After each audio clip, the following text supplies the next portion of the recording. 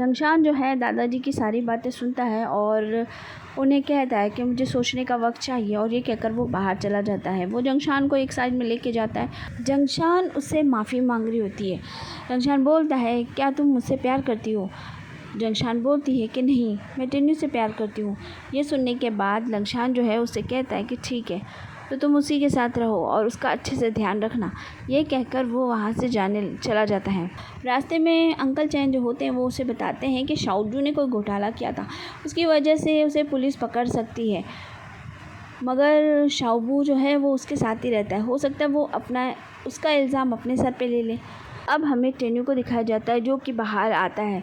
वहाँ पर uncle chance जो होते हैं वो खड़े होते हैं। वो टेन्यू को देखकर बोलते हैं कि मुझे आज भी याद है बचपन में तुम कैसे हुआ करते थे। तुम्हें अंधेरे से भी बहुत डर लगता था, मगर आज तुम एक बेहतर इंसान बन चुके हो। फिर वो बताते हैं कि मैं भी किसी को चाहता था, मगर अब वो इंसान इस दुनिया में नहीं है, और मगर उसकी एक चीज़ मुझे मिली, इसीलिए मैं पेरिस गया था।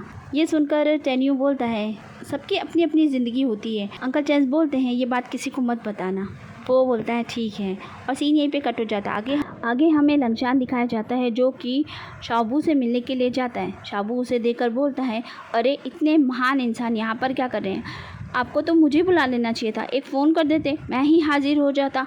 और वो इसी तरह बात कर रहा होता है। रंगशान बोलता है कि तुम मेरे साथ काम क्यों नहीं करते हो, मेरे साथ पेरिस चलो, मैं तुम्हें अपने साथ ले जाना चाहता हूँ। शाओबू बोलता है कि बिल्कुल नहीं, मैं शाओजू के साथ हूँ और मैं उसी के साथ रहना चाहता हूँ, मैं उसकी देखभाल करना चाहता हूँ। तुम्हें पता है ना उसके साथ क्या हुआ है, तो फिर तुम मुझे ऐसे कैसे बोल सकते हो? मुझे नहीं चाहिए तुम्हारी नौकरी। और वो ये कहकर उसे मना कर देता है और चला जाता है।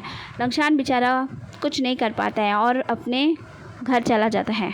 घर जाकर भी उसे शाओबू की याद आ रही होती, क्योंकि उसके बुरे वक्त में उसने उसका बहुत साथ दिया था। वो अगर खाना नहीं खाता था तो वो उसके लिए खाना ले आता था, उसके काम में हेल्प भी कराता था। बहुत ज़्यादा ही वो उसके भाई की तरह ही था। दूसरे दिन वो अंकल चैन से बोलता है कि कुछ भी करो, किसी तरह भी, लेकिन उसे यहाँ से भेज दो। अंकल चैन बोलते हैं ठीक है, मैं कोशिश करूँगा। अगले सीन में हमें टेन्यू को दिखाया जाता है जो कि जंगशान से माफ़ी मांगता है कल रात जो कुछ भी हुआ था उसके लिए, और वो उसका फ़ोन भी लौटाता है। वो बोलता है कि ये सोफ़े पे गिर गया था। वो फ़ोन ले लेती है और पूछती है कि रंगशान का फ़ोन आया था। वो बोलता है फ़ोन आया था, मगर मैंने नहीं उठाया, वो कट गया, लेकिन मैंने जब दोबारा लगाया तो फ़ोन लगा ही नहीं। रंगशान बोलती है चलो ठीक है, कोई बात नहीं। वो भी बेचारी बहुत कोशिश करती है, लेकिन रंगशान को फ़ोन लगता नहीं है। अब अगले सीन में दिखाते हैं कि जंगशान जो है अपनी सहेली जिन लियान के साथ में हॉस्पिटल में होती है। डॉक्टर उसे बताता है कि जिन लियान ऐसे तो रिकवर कर रही है, लेकिन फ्यूचर में उसके साथ कुछ भी हो सकता है, क्योंकि उसकी जहाँ चोट लगी है वो जगह थोड़ी नाजुक है, इसलिए उसे आगे जाके ख़्याल रखना पड़ेगा। उसे बहुत ज़्यादा देखभाल की ज़रूरत पड़ेगी, वरना वो कभी चल नहीं पाएगी। ये सारी बातें जिंजर सुन लेता है। अगले दिन जब जिन लियान का डिस्चार्ज होने वाला होता है, उस दिन जिंजर वहाँ पर आता है और उसे प्रपोज़ कर देता है।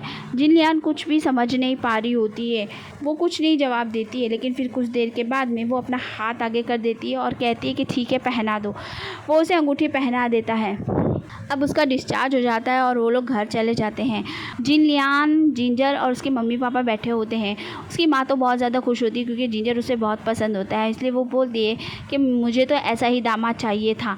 लेकिन जिन लियान बिल्कुल खुश नज़र नहीं आ रही होती है। उसके पापा ये बात नोटिस कर लेते हैं कि जिन लियान खुश नहीं है। रात के टाइम में उसकी माँ बोलती है कि तुम्हें बहुत अच्छा लड़का मिला है, तुम बहुत खुश नसीब हो। लेकिन फिर भी जिन लियान उदासी होती है। उसके पापा उसके लिए कॉफ़ी बना के लाते हैं और उसके साथ में बात करते हैं।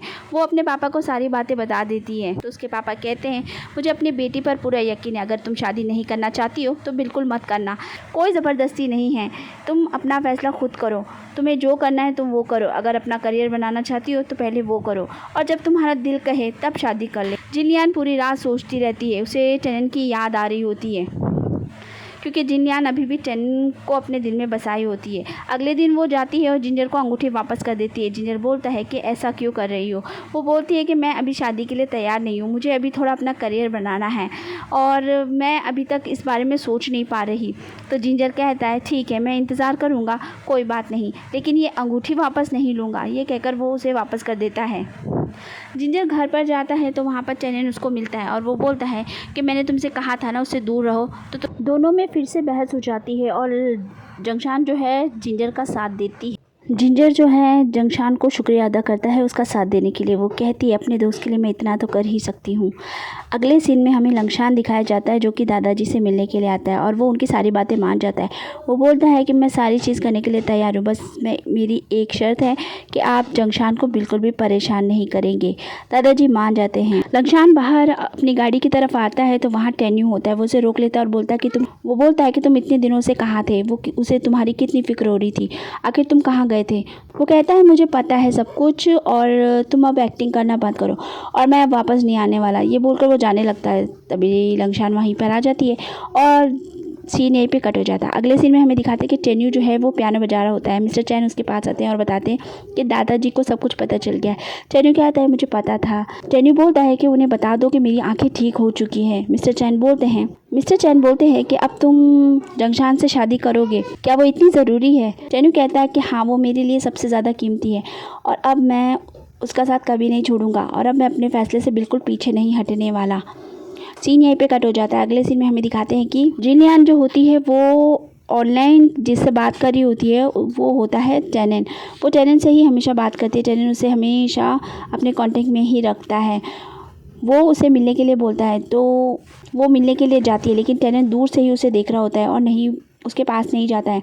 हमें एक फ्लैशबैक दिखाया जाता है जहाँ पर जिनयान जो होती है वो हॉस्पिटल में होती है और टेनियन उसका ख्याल रख रहा होता है। तभी उसकी माँ वहाँ पर आ जाती है। वो बोलती है कि मुझे तुमसे अकेले में बात करनी है। वो टेनियन से अकेले में बात करती है और उसके डिसेबल होने पर ही कमेंट कर देती है और उसे बोलती है कि तुम उसे क्या खुशियाँ दोगे, इसलिए मैं चाहती हूँ कि तुम उसकी ज़िंदगी से दूर चले जाओ और कभी भी उससे ना मिलो, यहाँ तक कि उससे बात तक ना करो। उसे ये एहसास कराना कि तुम उसकी ज़िंदगी में हो ही नहीं। ये सारी बातें टेनियन को याद आ जाती हैं। तो अब गाइस हमें पता चल गया है कि टेनियन इसीलिए जिनयान से दूर होता है क्योंकि उसकी माँ ने उसको ऐसा बोला होता है और वो बेचारा हमेशा से उसको ध्यान तो पूरा रखता है उसका पीछे से, लेकिन कभी उसके सामने नहीं आता है। काफ़ी इंतज़ार करने के बाद जिनयान वहाँ से चली जाती है। वो रात भर इंतज़ार करती है कि कोई मैसेज आएगा, लेकिन कुछ नहीं होता है। यहाँ हमें टेनियन को दिखाया जाता है जो कि अपने भाई के पास जाके बोलता है कि आपने मुझे क्यों नहीं बताया कि आपकी आंखें ठीक हो गई है। वो कहता है कि मैं पहले खुद कंफर्म होना चाहता था कि मैं पूरी तरह ठीक हूँ या नहीं, बस इसीलिए। वो बोलता है कि अगली बार ऐसा मत करना, मुझे सब पहले बताना, मुझे आपकी बहुत ज़्यादा चिंता होती है। सीन यहीं पे कट हो जाता है। अगले सीन में ये सारे लोग खाना खा रहे होते हैं तो अंकल चैंस जो होते हैं वो बताते हैं कि लंगशान जो है दादाजी की सारी बातें मान गया है और वो उनके कहने पर ही शादी करने जा रहा है और बिजनेस के लिए भी जो अच्छा है सब करने के लिए वो तैयार हो चुका है। ये सुनने के बाद जंगशान जो है खाना छोड़कर वहाँ से उठकर चली जाती है। टेन्यू भी उसके पीछे चला जाता है और मिस और अंकल चैन भी चले जाते हैं। अगले सीन में हमें दिखाते हैं कि जंगशान जो है अपनी सहेली से बोल रही होती है कि मेरा भाई कितना सीधा है, वो तो दादाजी की बात में मान गया है और वो शादी वगैरह भी करने जा रहा है, पता नहीं उसका क्या होगा। आगे जंगशान बोलती है कि मैं यहाँ से जाना चाहती हूँ, अब मुझे यहाँ बिल्कुल भी नहीं रहना है और वो अगले दिन अपना सामान लेके जा रही होती है। टेन्यू वहाँ पर आ जाता है और बोलता है कि मैं भी तुम्हारे साथ चलता हूँ। वो बोलती है कि नहीं, अब मैं आगे बढ़ना चाहती हूँ। तो टेन्यू कहता है ठीक है, मैं तुम्हें छोड़ आता हूँ, समझ लेना हम आखिरी बार अलविदा कह रहे हैं। ये कहकर वो उसके साथ ही चला जाता है। आगे हमें दिखाते हैं कि वो उसे लेकर जा रहा होता है तो वो रास्ते में रुकते हैं। जंगशान बोलती है कि तुम मेरे साथ क्यों आ रहे हो। तो वो कहता है कि बस मैं तुम्हारे साथ चलना चाहता हूँ। यहाँ दादाजी को भी पता चल जाता है कि टेन्यू की आंखें ठीक हो चुकी है और वो जंगशान को छोड़ने के लिए गया हुआ है। दादाजी बोलते हैं कि ठीक है, जाने दो उसे, समझना कि वो छुट्टियों पर गया हुआ है। सीन यहीं पे कट हो जाता है। आगे हमें दिखाते हैं कि टेन्यू जो है जंगशान को लेके गाड़ी से जा रहा होता है। तभी उसे जिंजर का फ़ोन आ जाता है। जिंजर बताता है कि यहाँ पर बहुत कुछ गड़बड़ चल रहा है लेकिन कुछ समझ में नहीं आ रहा है। फिर वो बोलता है कि आप तो ठीक हो ना। वो कहता है हाँ मैं ठीक हूँ। तो वो बोलता है कि इस बार जंगशान के सामने अपने दिल की बात कर ही लेना, अब की बार पीछे मत सरकना, और वो उसे ऑल द बेस्ट बोलता है। आगे हमें दिखाते हैं कि जंगशान जो है सबसे पहले अपनी मम्मी पापा की कब्र पर जाती है और वहाँ पर काफ़ी देर खड़ी रहती है। उसके बाद वो रास्ते से गुजरती है जहाँ पर उसकी बचपन की यादें होती हैं। फिर वो घर पहुँच जाते हैं, वहाँ पर वो लोग दोनों खाना वगैरह खाते हैं। उसके बाद वो बैठे होते हैं। जंगशान बोलती है कि मैं हमेशा जब भी परेशान होती हूँ बस यहीं आना चाहती हूँ, क्योंकि यहाँ मेरी माँ रहती है और मुझे बहुत दिल करता है कि उनके सीने से लगकर बहुत रोऊँ, लेकिन अब तो वो भी नहीं है, मैं रो भी नहीं सकती। बस अब मैं यहीं रहना चाहती हूँ ताकि मुझे सुकून रहे। टेन्यू जो है जंगशान को समझने की कोशिश कर रहा होता है। अगले दिन वो देखता है कि उसके आंगन में उससे छोटी जंगशान अपने भाई के साथ खेलती हुई नज़र आती है। वो उसे हाथ हिलाकर हाय बोलती है और टेन्यू भी उसे हाय बोलता है। अगले सीन में हमें दिखाते हैं कि अब जंगशान हमें थोड़ी बड़ी दिखाई जाती है। वो अपने भाई के साथ भुट्टे खा रही होती है। टेन्यू वहाँ पर ही खड़ा होता है तो वो उसे भुट्टा खाने के लिए बोलती है। टेन्यू मना कर देता है और मुस्कुराता हुआ देखता रहता है। अब टेन्यू किचन की तरफ जाता है, वहाँ पर भी उसे दोनों भाई बहन नज़र आते हैं। वो उन्हें देखता है और सोचता है कि इनकी बॉन्डिंग कितनी स्ट्रांग है, तो एकदम से कैसे एक दूसरे से जुदा होने का सोचेंगे। अब टेन्यू जो होता है जंगशान की फीलिंग को और भी ज़्यादा समझ रहा होता है। वो नीचे खड़ा होता है और जंगशान ऊपर होती है। और इसी के साथ हमारा एपिसोड यहीं पे ख़त्म होता है। आपको अगर पसंद आया है तो मेरे चैनल को सब्सक्राइब कीजिए, लाइक कीजिए।